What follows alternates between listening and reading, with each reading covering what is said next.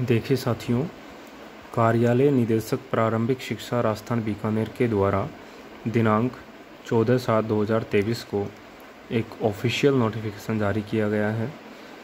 इसमें अभ्यर्थियों के लिए विस्तृत दिशा निर्देश दिए हुए हैं। ये लेवल 2 के विद्यार्थियों के लिए है। यहाँ पर आगे लिखा हुआ है, इन्होंने, मैं नोटिफिकेशन में बता देता हूँ जो आपसे संबंधित इम्पोर्टेंट है। देखिए, उच्च प्राथमिक विद्यालय अध्यापक सीधी भर्ती 2022 में एनटीएसपी तथा टीएसपी क्षेत्र हेतु सामान्य शिक्षा विशेष शिक्षा अंतर्गत अध्यापक लेवल द्वितीय के लिए प्रारंभिक पात्रता जांच के संबंध में निम्नानुसार दिशा निर्देश प्रसारित किए जाते हैं। पहला दिशा निर्देश है, उच्च प्राथमिक विद्यालय अध्यापक सीधी भर्ती 2022 अंतर्गत एनटीएसपी तथा टीएसपी क्षेत्र हेतु सामान्य शिक्षा विशेष शिक्षा अंतर्गत अध्यापक लेवल द्वितीय के पदों पर राजस्थान कर्मचारी चयन बोर्ड जयपुर द्वारा आयोजित प्रतियोगी परीक्षा के प्राप्तांकों के आधार पर पात्रता जांच हेतु पदवार विषयवार 2 गुणा अभ्यर्थी सूचीबद्ध किए गए हैं। इस सूची में नाम आ जाने मात्र से कोई अभ्यर्थी चयन या नियुक्ति का अधिकारी नहीं होगा। तो ये इम्पोर्टेंट बात है। 2 गुना अभ्यर्थी इन्होंने पास किए हैं, तो इसका मतलब ये नहीं है कि वो उस कैटेगरी में मतलब क्वालिफाइड ही हो गए हैं, तो ऐसा नहीं है। नेक्स्ट है, पंचायती राज नियम 1996 13/2022 दिनांक 16/12/22 तथा बोर्ड के दिशा निर्देशों के अनुसार पात्र पाए जाने पर अभ्यर्थी के नाम पर अंतिम चयन हेतु विचार किया जाएगा। अगर आप पात्र है तो उस पर विचार किया जाएगा। अभ्यर्थियों की पात्रता जांच संबंधी कार्य संबंधित जिले के जिला शिक्षा अधिकारी प्रारंभिक शिक्षा द्वारा निर्धारित दिनांक और स्थान पर अभ्यर्थी के व्यक्ति से उपस्थित होने पर शाला दर्पण पोर्टल के ये आईडी है मॉड्यूल के माध्यम से किया जाएगा। पंचायती राज नियम 277 के अनुसार पात्रता के संबंध में राजस्थान कर्मचारी चयन बोर्ड जयपुर प्राधिकरण अभिकरण का विनिश्चय अंतिम होगा। तो ये सब कुछ आपसे संबंधित डिटेल है। आपकी पात्रता जांच जिला शिक्षा अधिकारी मुख्यालय प्रारंभिक शिक्षा वाले करेंगे। नेक्स्ट है, थर्ड पॉइंट, अभ्यर्थी को दस्तावेज स्थान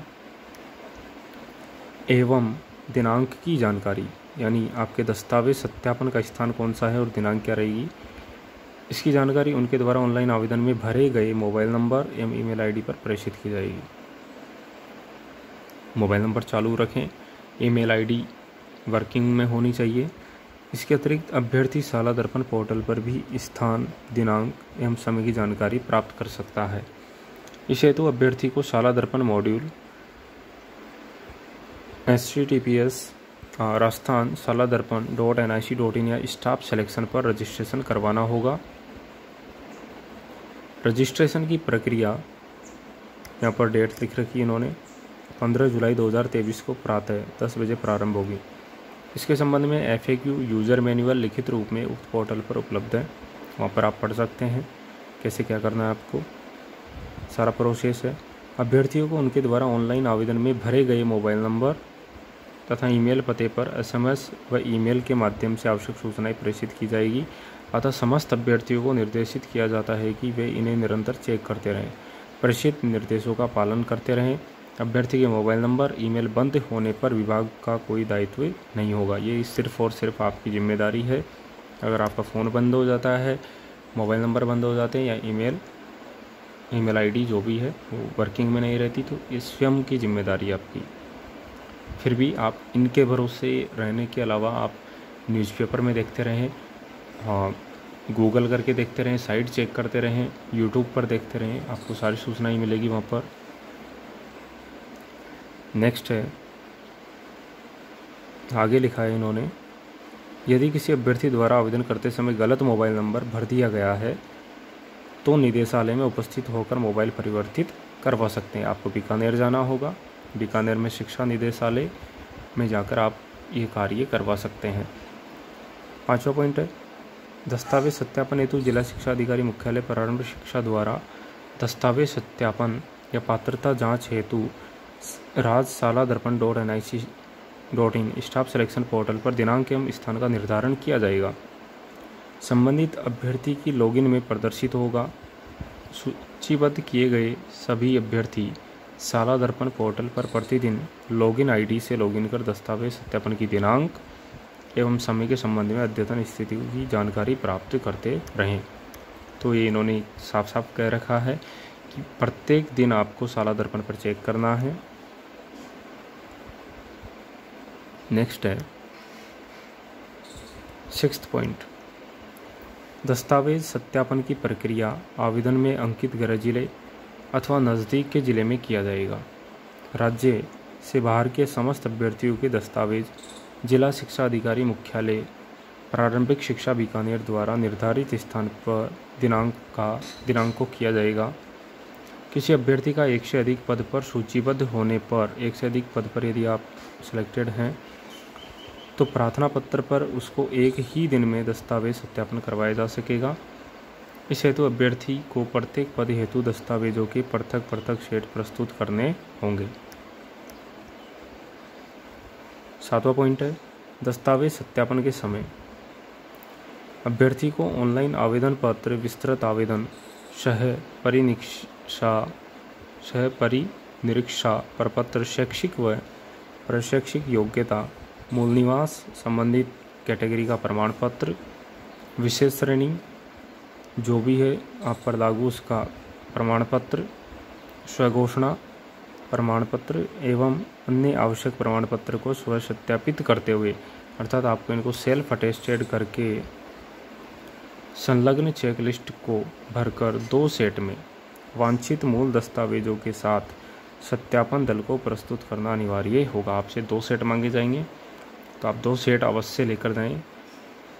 मूल दस्तावेजों के अभाव में किसी अभ्यर्थी को दस्तावेज सत्यापन प्रक्रिया में सम्मिलित नहीं किया जाएगा। अर्थात आप ओरिजिनल डॉक्यूमेंट आपको लेकर ही जाना है। ओरिजिनल डॉक्यूमेंट आप लेकर नहीं जाओगे तो दस्तावेज सत्यापन प्रक्रिया में सम्मिलित नहीं किया जाएगा, साफ साफ लिखा हुआ है। 8th है अभ्यर्थी को संलग्न चेकलिस्ट में उल्लेखित दस्तावेजों की स्व हस्ताक्षरित छाया प्रतियां क्रमानुसार व्यवस्थित कर चेकलिस्ट सहित दस्तावेज सत्यापन दल को प्रस्तुत करना अनिवार्य होगा। अभ्यर्थी को चेकलिस्ट व समस्त प्रकार की स्व घोषणाएं मूल ही प्रस्तुत करना अनिवार्य होगा। नेक्स्ट है 9th नंबर पॉइंट, एक से अधिक पदों के लिए अभ्यर्थी को प्रत्येक पद के लिए पृथक पृथक स्वप्रमाणित सेट तैयार कर सत्यापन दल को देना होगा। ये पहले भी दे रखा है। प्रत्येक पद हेतु दस्तावेजों की प्रारंभिक जांच कराएगा। यदि अभ्यर्थी एक पद हेतु पात्रता जांच कराता है व अन्य पदों हेतु पात्रता जांच नहीं करवाता तो अंतिम चयन के समय केवल उसी पद हेतु विचार किया जाएगा जिस पद हेतु पात्रता जांच करवाई गई है। ये पात्रता जांच से संबंधित है। अगर आप 2 पदों के लिए करवाना चाहते हैं, आपको लग रहा है कि मेरा 2 पदों पर सिलेक्शन हो जाए, तो आपको 2 पदों के लिए जांच करवानी चाहिए। दोनों के लिए डॉक्यूमेंट अलग अलग देने होंगे वहाँ पे। नेक्स्ट है जिला शिक्षा अधिकारी मुख्यालय प्रारंभिक शिक्षा द्वारा निर्धारित दिनांक को दस्तावेजों की पात्रता जांच में अनुपस्थित रहने पर अभ्यर्थी स्वयं जिम्मेदार होगा। 11th पॉइंट है यदि कोई अभ्यर्थी दस्तावेज सत्यापन हेतु अपूर्ण या आधे अधूरे दस्तावेजों सहित जिला शिक्षा अधिकारी मुख्यालय प्रारंभिक शिक्षा द्वारा निर्धारित दिनांक को उपस्थित होता है तो उसे दस्तावेज सत्यापन प्रक्रिया में शामिल नहीं किया जाएगा। आपके पास सारे दस्तावेज होने चाहिए तो ही आप सम्मिलित हो सकते हैं। सत्यापन दल द्वारा लगाए गए आक्षेप, जो भी वो आक्षेप लगाते हैं, पूर्ति हेतु संबंधित जिला शिक्षा अधिकारी मुख्यालय प्रारंभिक शिक्षा द्वारा पुनः निर्धारित की गई दिनांक में ही उसको दस्तावेजों की पात्रता जांच करवानी होगी। उक्त निर्धारित दिनांक के उपरांत अभ्यर्थी को बाद में दस्तावेज सत्यापन हेतु कोई अवसर नहीं दिया जाएगा। अर्थात आपके कोई डॉक्यूमेंट बाई चांस कम पड़ जाएं, अपूर्ण हैं, अपूर्ण मतलब जो मूल डॉक्यूमेंट चाहिए वो तो उसी समय है, लेकिन उनके अलावा अगर कोई अन्य डॉक्यूमेंट जो बाई चांस छूट गया, जो उन्होंने आक्षेप में लगाया है, तो उसके लिए आपको एक मौका दे सकते हैं वो, और जो दिनांक देंगे उसी को आपको वहाँ अपने डॉक्यूमेंट जमा करवाने होंगे, जांच करवानी होगी, और ऐसा नहीं करने पर आगे कोई अवसर नहीं मिलेगा। 12वां पॉइंट है अभ्यर्थी को दस्तावेज सत्यापन हेतु उपस्थित होने के लिए किसी भी प्रकार का किराया भत्ता नहीं मिलेगा। आप अपने किराए भाड़े पर ही वहाँ जाएंगे, अलग से गवर्नमेंट आपको कोई पैसा नहीं देगी इसके लिए। दस्तावेज सत्यापन के लिए अभ्यर्थी को किसी प्रकार की सूचना या मार्गदर्शन की आवश्यकता हो तो, ये भी आपके लिए बहुत इंपॉर्टेंट पॉइंट है। यदि अभ्यर्थी को किसी भी प्रकार की सूचना मार्गदर्शन की सहायता है, दस्तावेज सत्यापन के लिए निर्धारित अवधि के कार्य दिवसों में प्रातः 9:30 बजे से 6:30 बजे तक संबंधित जिले के जिला शिक्षा अधिकारी, मुख्यालय प्रारंभिक शिक्षा के द्वारा स्थापित कंट्रोल रूम के दूरभाष पर संपर्क कर सकते हैं। कंट्रोल रूम के दूरभाष नंबर बोर्ड की वेबसाइट एवं शाला दर्पण पोर्टल पर उपलब्ध है, तो यहाँ से आप नंबर निकाल सकते हैं। अभ्यर्थी आवश्यक होने पर निदेशालय प्रारंभिक शिक्षा बीकानेर, शाला दर्पण प्रकोष्ठ जयपुर में गठित कंट्रोल रूम पर निम्नानुसार संपर्क कर सकते हैं। यहाँ पर पोर्टल पर पंजीकरण संबंधी समस्या हेतु ये मोबाइल नंबर है। दस्तावेज सत्यापन प्रक्रिया में समस्या और शंका समाधान हेतु यहाँ पर ये मोबाइल नंबर है, तो इनको नोट डाउन कर लें। किसी भी प्रकार की समस्या के लिए इन नंबर पर संपर्क किया जा सकता है। तो ये था नोटिफिकेशन।